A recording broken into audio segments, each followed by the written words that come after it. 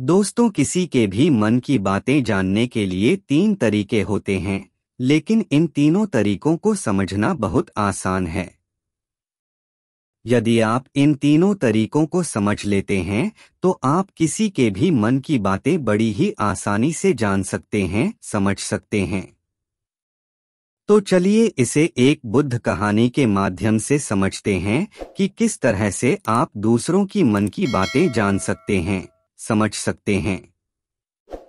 बहुत समय पहले की बात है। एक छोटा सा गांव था। उस गांव में 2 भाई रहा करते थे। छोटा भाई अंधा था, जिसके कारण वो हमेशा घर पर ही बैठा रहता था और बड़ा भाई खेती किया करता था। लेकिन खेतों में अधिक जानवर आने से पूरी फसलें नष्ट हो जाती थी, जिस कारण बड़ा भाई बहुत परेशान हो चुका था। तभी उसे एक तरकीब सूझी। एक दिन उसने सोचा, खेतों में से इन जानवरों को भगाने के लिए क्यों ना मैं अपने छोटे भाई की मदद लें। वैसे भी छोटा भाई अगर वहां खेत में बैठे रहेंगे और जानवरों की आहट आने पर वह उन्हें जोर से चिल्लाकर भगा सकते हैं, जिससे हमारी फसलें बच सकती है। ये सब सोच विचार करने के बाद उसने अपने खेत में ही एक छोटी सी झोपड़ी तैयार की और अपने अंधे भाई को उस खेत में बैठा दिया और उनसे कहा, यदि कोई जानवर की आहट आपको सुनाई दे तो अब जोर से चिल्लाना। यह सुनकर वह जानवर यहाँ से भाग जाएंगे और हमारी फसलें नष्ट होने से बच जाएगी। छोटा भाई अपने बड़े भाई की बात मान लेता है और वो उस दिन से खेत में ही रहना शुरू कर देता है।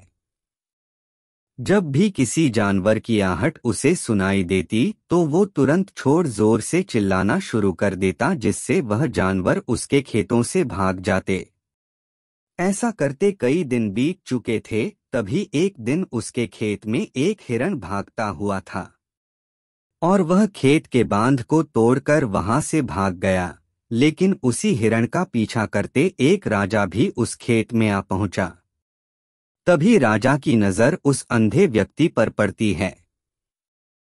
राजा उस व्यक्ति से कहता है, देखो, मैं यहाँ पर एक जानवर का पीछा करते हुए आया हूँ। क्या तुमने उस जानवर को यहाँ पर देखा है? इस पर वो व्यक्ति कहता है, राजन, मैं तो अंधा हूँ। मैं भला किसी जानवर को कैसे देख सकता हूँ? लेकिन मैं आपको इतना जरूर बता सकता हूं कि जो जानवर मेरे खेतों से होकर भागा है वह आपके लायक नहीं है। आप उसके पीछे अपना समय यूं ही व्यस्त कर रहे हैं। राजा उस अंधे व्यक्ति की बात सुनकर बड़ा अचरज में पड़ गया। वो ये सोचने लगा कि आखिर ये तो अंधा है, फिर इसे कैसे पता कि जिसे हिरण को मैं तलाश रहा हूं वह हिरण मेरे लायक नहीं है। ये अंधा व्यक्ति मुझे कैसे बता सकता है? तभी राजा उस अंधे व्यक्ति से कहता है, कहीं तुम मुझसे झूठ तो नहीं कह रहे हैं? एक तरफ तुम ये कहते हो कि तुम अंधे हो और दूसरी तरफ तुम ये भी कह रहे हो कि जो जानवर यहाँ से भागा है वो मेरे लायक नहीं है। इस पर वो अंधा व्यक्ति कहता है, ये राजन जिसे आप एक हिरण समझ रहे हैं, असल में वह एक हिरण नहीं है बल्कि एक हिरनी है, और वह भी गर्भवती है। और जहाँ तक मुझे ज्ञान है, मैंने कभी किसी राजा को किसी गर्भवती हिरनी का शिकार करते हुए नहीं सुना है, और इसी कारण मैं आपसे ये कह रहा हूँ कि वो आपके लायक नहीं है। आप उसके पीछे अपना समय व्यर्थ ना करें। ये सुनकर राजा और भी अचरज में पड़ गया। वो ये सोचने लगा कि आखिर ये अंधा आदमी यह कैसे जान सकता है कि वो हिरनी है और गर्भवती है। राजा कुछ देर सोच विचार करने के बाद अपने सेनापति से कहता है, सेनापति, मुझे वो जानवर जिंदा चाहिए, क्योंकि मुझे यह पता करना है क्या वो हिरनी है और क्या वह गर्भवती है, क्योंकि यह अंधा आदमी बहुत विश्वास के साथ कह रहा है और मुझे इस बात की पुष्टि करनी है। यदि वह हिरनी हुई और गर्भवती हुई तो वह हमारे शिकार के लायक नहीं है, क्योंकि हम तो एक हिरण का पीछा कर रहे थे। इसलिए जाओ और पता करो कि क्या वो हिरनी है। सेनापति राजा से आज्ञा लेकर आगे की ओर बढ़ चलता है और कुछ देर बाद जब वह वापस लौटकर आता है तो वह राजा को कहता है कि राजन, इस अंधे आदमी ने जो भी बातें कही हैं वो बिल्कुल सही है। वो एक हिरनी ही है और वह गर्भवती भी है। यह सुनकर राजा आश्चर्यचकित रह गया। उसे समझ नहीं आ रहा था कि आखिर अंधा आदमी कैसे पता कर सकता है कि वह जानवर एक हिरनी है और तो और वह गर्भवती है। भला एक अंधा आदमी ये कैसे देख सकता है? कई सारे प्रश्न अब राजा के मन में उमड़ने लगे। अब राजा ने यह ठान लिया था कि मुझे इस बात की तह तक पहुंचना ही है कि आखिर ये अंधा आदमी कैसे जानता है कि वह जानवर एक हिरनी है। ये सोचकर राजा उस अंधे आदमी के पास जाता है और उस अंधे आदमी से कहता है, देखो, मैं ये तो नहीं जानता कि तुम सचमुच अंधे हो या नहीं, लेकिन मैं तुमसे एक बात जानने आया हूँ, क्या तुम मेरे प्रश्न का सही जवाब दोगे? इस पर अंधा व्यक्ति कहता है, राजन, आप जो कुछ पूछना चाहते हैं मुझसे पूछ सकते हैं। मैं आपको बिल्कुल सच जवाब दूंगा। इस पर राजा कहता है, देखो, एक तो तुम कहते हो कि तुम अंधे हो और दूसरी तरफ तुमने ये बता दिया कि जिस जानवर का पीछा मैं कर रहा हूँ वह एक हिरनी है और तो और वह गर्भवती भी है। आखिर तुम्हें यह कैसे पता चला? तुम्हारे खेत में और भी तो जानवर आते होंगे, फिर तुमने ये कैसे अंदाजा लगाया? तभी वह अंधा व्यक्ति राजा से कहता है, राजन, आप जिस हिरनी का पीछा कर रहे थे वही हिरनी जब मेरे खेत में आई, उसकी रफ्तार और उसके भागने की आहट से मुझे यह एहसास हो चुका था कि यह एक हिरनी है और मेरे खेत की जो बाड़ है वह बहुत छोटी है, उसकी ऊंचाई ज्यादा नहीं है। यदि कोई हिरण होता तो उस बाढ़ को बड़ी आसानी से लाग जाता, लेकिन वह हिरनी इस बाढ़ को तोड़कर भागी है और यदि वे इस बाढ़ को छलांग लगाकर पार करने का प्रयास करती तो इससे उसके बच्चे को खतरा होता। और इसी बात से मैंने ये पता लगा लिया कि वह गर्भवती है। इस कारण वह ज्यादा ऊंची छलांग लगाकर मेरे खेत की बाढ़ को तोड़ते हुए भाग गए। इस पर राजा के मन में एक और प्रश्न उठा। राजा ने कहा, किंतु तुम्हें कैसे पता चला कि वह एक हिरनी ही है? और भी तो कोई जानवर यहाँ पर आ सकते हैं। इस पर वह अंधा व्यक्ति कहता है, हे राजन, मैं पूरा दिन सुबह शाम यहीं पर बैठा रहता हूँ और मेरी सुनने की शक्ति बहुत तेज है। मैं ये बात जानता हूँ कि कौन सा जानवर मेरे खेत में आया है और उसी के आधार पर मैं जोर जोर से चिल्लाता हूँ ताकि वो मेरे खेत से भाग जाए और वो मेरे खेत की फसलों को नष्ट ना कर पाए। राजा उस अंधे आदमी का ये जवाब सुनकर पूरी तरह से संतुष्ट हो चुका था। वह मन ही मन ये सोच रहा था कि आदमी भले ही अंधा हो लेकिन ये तो बड़ा ज्ञानी मालूम पड़ता है। इस आदमी से कुछ ना कुछ तो काम निकलवाना ही चाहिए। राजमहल पहुंचते ही राजा उस अंधे व्यक्ति से कहता है, आप तो बड़े ज्ञानी व्यक्ति हैं, आपको किसी भी बात का पता बड़ी आसानी से चल जाता है। आज मैंने आपको यहाँ पर इसलिए बुलाया है क्योंकि मैं आपसे ये जानना चाहता हूँ कि मेरी पत्नी पतिव्रता है या नहीं। इस पर वो अंधा व्यक्ति कहता है, हे राजन, ये कैसा प्रश्न हुआ? इस पर राजा कहता है, मैंने आपसे बिल्कुल उचित प्रश्न किया है, मुझे इस प्रश्न का उत्तर दीजिए।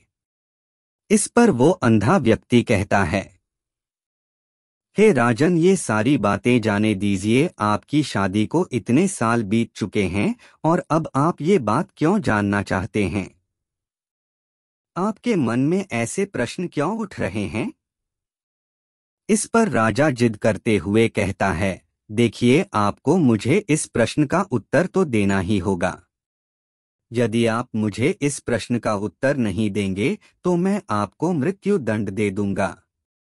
राजा के मुख से यह बात सुनकर वह अंधा व्यक्ति कहता है, हे राजन, यदि आप इस प्रश्न का उत्तर चाहते हैं तो उसके लिए आपको मेरा एक काम करना होगा। राजा कहता है, बोलो, मुझे क्या काम करना होगा? इस पर व्यक्ति कहता है, इसके लिए आपकी पत्नी को मेरे साथ कमरे में अकेले छोड़ना होगा। उस अंधे व्यक्ति की यह बात सुनकर राजा पहले तो क्रोधित हो जाता है, लेकिन फिर कुछ सोच विचार करने के बाद वह उस व्यक्ति की बात मान लेता है और अपने सेनापति को आदेश देता है, सेनापति जी, इस व्यक्ति को और मेरी पत्नी को एक कमरे में कुछ देर के लिए अकेला छोड़ दें। सेनापति बिल्कुल वैसा ही करता है। अब राजा की पत्नी और अंधा आदमी एक कमरे में बंद हो चुके होते हैं। तभी वो अंधा आदमी राजा की पत्नी से कहता है, मुझे आपको छूना है। इस बात पर रानी अत्यधिक क्रोधित हो जाती है और उस अंधे आदमी को वो पकड़ पकड़ कर पीटने लगती है, कभी हाथों से तो कभी लातों से तो कभी पटक पटक कर। इस तरह से उन्होंने उस अंधे आदमी की खूब पिटाई की। उसके बाद किसी तरह से वह अंधा आदमी अपनी जान बचाकर वहां से भाग निकलता है और वह राजा के पास पहुंचता है और मैं राजा से कहता है, हे राजन, आपकी पत्नी पति भरता नहीं है। यह बात सुनकर राजा अत्यधिक क्रोधित हो उठता है और राजा अपनी तलवार निकालकर सीधा अपनी पत्नी की ओर जाता है और क्रोधित होकर वह अपनी रानी से कहता है, रानी जी, आज मैं जो भी सवाल आपसे करने वाला हो उसका मुझे सच सच जवाब दीजिएगा, और यदि आपने एक शब्द भी झूठ कहा तो मैं आपका अभी के अभी सर धड़ से अलग कर दूंगा। राजा कहता है, मुझे बताइए, क्या पतिव्रता है या नहीं? इस पर रानी कहती है राजन, आप भले ही मुझे जान से मरवा दीजिए, लेकिन मैं पतिव्रता नहीं हूँ। राजा यह बात सुनकर बहुत खुश हुआ, क्योंकि उस अंधे आदमी ने जो भी कहा था वह बिल्कुल सच था। यह बात सुनकर तुरंत ही राजा उस आदमी के पास पहुंचता है और आकर उस अंधे आदमी से कहता है, तुम्हें कैसे पता चला कि मेरी पत्नी पतिव्रता नहीं है? इस पर वे अंधा आदमी कहता है, राजन, बड़ी सीधी सी बात है। मैंने तो आपकी पत्नी से बस इतना ही कहा था कि मुझे आपको छूना है, और इस बात पर वह इतना क्रोधित हो उठीं कि उन्होंने गुस्से में आकर मुझे लात घूंसों से पीटना शुरू कर दिया। और भला कोई औरत किसी और मर्द को कैसे छू सकती है? लेकिन उन्होंने ना आव देखा ना ताव, बस लात घूंसे मुझ पर बरसाने शुरू कर दिए। वह भी तो एक छूना ही हुआ, और एक पतिव्रता नारी कभी भी पराये मर्द को नहीं छूती। जब मैंने उसे छूने के लिए कहा था तो वह उस वक्त मुझे मना कर सकती थी, लेकिन उन्होंने तो मुझे पीटना शुरू कर दिया और देखते ही देखते उन्होंने मेरे पूरे शरीर को छू लिया। अब आप ही बताइए, ऐसी स्त्री भला पतिव्रता कैसे हो सकती है? लेकिन मुझे यह बताओ कि तुम्हें कैसे पता चल जाता है कि कौन सी बात सही है और कौन सी गलत? तुम किसी भी बात का इतना सटीक और सही जवाब कैसे दे पाते हो? इस पर वह अंधा आदमी कहता है, राजन, वैसे तो मैं अंधा हूँ। यदि मेरी आंखें होती तो मैं किसी के भी मन की बातें बड़ी सरलता से जान लेता। मन की एक भाषा होती है, और ये भाषा मनुष्य के शरीर के व्यवहार के रूप में देखी जा सकती है। उसकी आंखों से, उसके होठों से, उसके काम करने के तरीके से, उसकी क्रियाओं से पता किया जा सकता है कि उसके मन में क्या चल रहा है। उसके आधार पर हम किसी के भी मन की बातें जान सकते हैं। यदि मुझे कोई बात जाननी हो तो अगले आदमी को कुछ काम देना पड़ता है, जिस पर वह व्यक्ति किस प्रकार काम करता है, किस तरीके से इस काम को करता है। उसके आधार पर ही मैं यह पता कर पाता हूं कि उसके मन में क्या चल रहा है। तभी वह राजा कहता है, तो क्या इसका अर्थ यह हुआ कि मैं भी किसी के मन की बातें जान सकता हूं? इस पर वह अंधा आदमी कहता है, हे राजन, अवश्य आप भी किसी भी व्यक्ति के मन की बात जान सकते हैं, किंतु उससे पहले आपको अपने ऊपर काम करना होगा, और वह काम है अपने मन को शांत कर अपने मन को वर्तमान में लाना, जिसके लिए मैं आज आपको 3 तरीके बताने वाला, और ये तीनों ही तरीके बड़े ही आसान और सरल है। इन 3 तरीकों से बड़ी आसानी से किसी के भी मन की बातें जान सकते हैं। उसके बाद वह अंधा आदमी राजा से कहता है, हे राजन, जो सबसे पहला तरीका है वो है आंखों पर ध्यान देना। किसी व्यक्ति से बात करते वक्त उसकी आंखों में देखना, उसकी आंखों पर ध्यान देना जो सबसे ज्यादा जरूरी है, क्योंकि आंखें बोलती नहीं पर बहुत कुछ कह जाती है। मेरे पास आंखें नहीं, लेकिन मैंने अपने गुरु से ये विद्या सीखी है, क्योंकि बहुत सालों पहले मेरे पास आंखें थी और मैं उस वक्त लोगों के मन की बातें केवल उनकी आंखों से ही जान लेता था। इसलिए यदि आप भी दूसरों की मन की बातें जानना चाहते हैं तो आपको भी उनकी आंखों पर गौर करना चाहिए, जैसे कि उनका आकार कैसा है, वह कब कहाँ और किधर देख रहे हैं, यदि उसकी आंखें यहाँ वहाँ घूम रही हैं। जब आप उससे बातें कर रहे हैं तो वहाँ वह इधर उधर मुड़ रहा है। जैसे कि चोर होता है, उसकी आंखों में जब हम देखते हैं तो हमें ये पता चलता है कि अगले आदमी ने कोई गलती की है।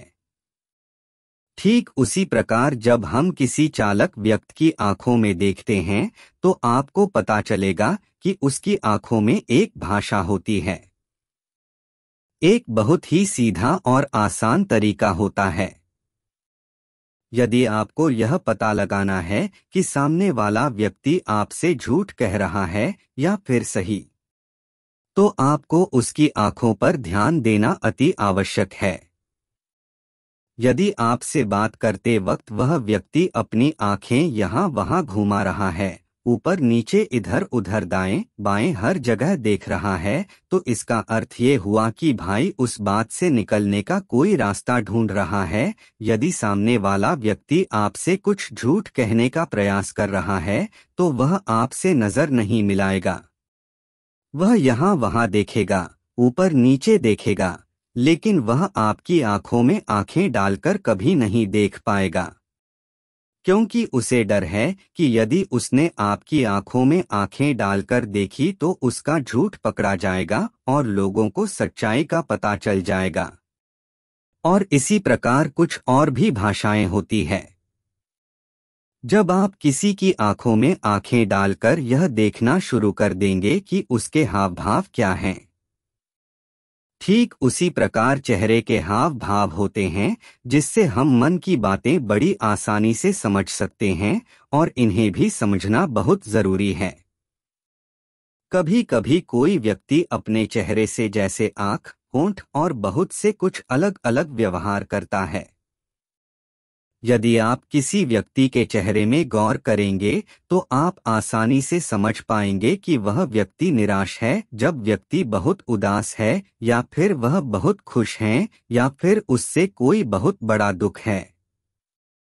वह अपने अंदर क्या महसूस कर रहा है, ये सारी बातें हम उसके चेहरे के हाव भाव से पता कर सकते हैं। फिर चाहे इंसान जुबान से कुछ बोले या ना बोले, लेकिन आप उसके चेहरे से सब कुछ पता कर सकते हैं। आगे व्यक्ति राजा से तीसरा तरीका बताते हुए कहता है, राजन, इसी प्रकार तीसरी भाषा भी है, अर्थात तीसरा तरीका भी है, और वह है हाथों के इशारे और शरीर का व्यवहार। मन की बात समझने के लिए हमें हाथ के इशारे और शरीर के व्यवहार को समझना बहुत आवश्यक है। कोई व्यक्ति जब बात करता है तो आपने देखा होगा कि वो अपने हाथों को हिलाता रहता है, अपने हाथों से इशारा करता रहता है। बातों के साथ साथ अपना शरीर का जो व्यवहार है अर्थात बॉडी लैंग्वेज उसका भी पूरा उपयोग करता है, जिससे हमें ये पता चल पाता है कि वह व्यक्ति हमारी बातों पर कितना ध्यान दे रहा है और उसके मन में क्या चल रहा है। यदि हम इन 3 तरीकों को सही तरीके से ध्यान देकर इन 3 तरीकों को अच्छे से समझ लेते हैं तो हम बहुत जल्दी किसी भी व्यक्ति के मन की बातें बड़ी सरलता और सहजता से जान सकते हैं। इसलिए यदि आपको किसी के मन की बातें जाननी है तो आपको उसकी आंखों पर, उसके चेहरे पर, उसके शरीर के हाव भाव को और उसके हाथों को ध्यानपूर्वक देखना और समझना होगा, जिससे आप ये समझ पाएंगे ये आखिरकार उसके मन में क्या चल रहा है। लेकिन उनसे पहले आपको अपने मन को एकाग्र करना होगा, शांत करना होगा और अपने मन को वर्तमान में लाना होगा। तभी आप उस व्यक्ति की इन सभी क्रियाओं पर ध्यान दे पाएंगे, उन्हें समझ पाएंगे। अन्यथा आप यदि अतीत की घटनाओं में व्यस्त हैं, भविष्य की योजनाओं में व्यस्त हैं, तो आप उस व्यक्ति के हाव भाव पर कभी ध्यान ही नहीं पाएंगे और न ही आप कभी ये समझ पाएंगे कि आखिर उस व्यक्ति के मन में क्या चल रहा है, वह क्या सोच रहा है। आपने देखा होगा कि ऐसे कई बड़े संत महात्मा हैं जो बड़ी ही शांति से आपको देखते हैं और आपको देखकर ही यह बता देते हैं कि आपके मन में क्या चल रहा है, आप उनसे क्या जानने आए हैं। और इसका सबसे बड़ा प्रमुख कारण यही है कि वह आपको समझ सकते हैं, आपकी मन की बातें जान सकते हैं, क्योंकि उनका मन एकाग्र है, शांत है और यही कारण है कि वह आपके मन की बातें बड़ी सरलता से समझ जाते हैं। तो दोस्तों, उम्मीद करता हूँ आपको इस कहानी से एक अच्छी सीख मिली होगी। यह कहानी आपको कैसी लगी हम एक कमेंट बॉक्स में कमेंट करके ज़रूर बताएं और इस कहानी को अपने दोस्तों के साथ ज़रूर शेयर करें ताकि उन्हें भी इस कहानी से कुछ सीखने को मिल सके।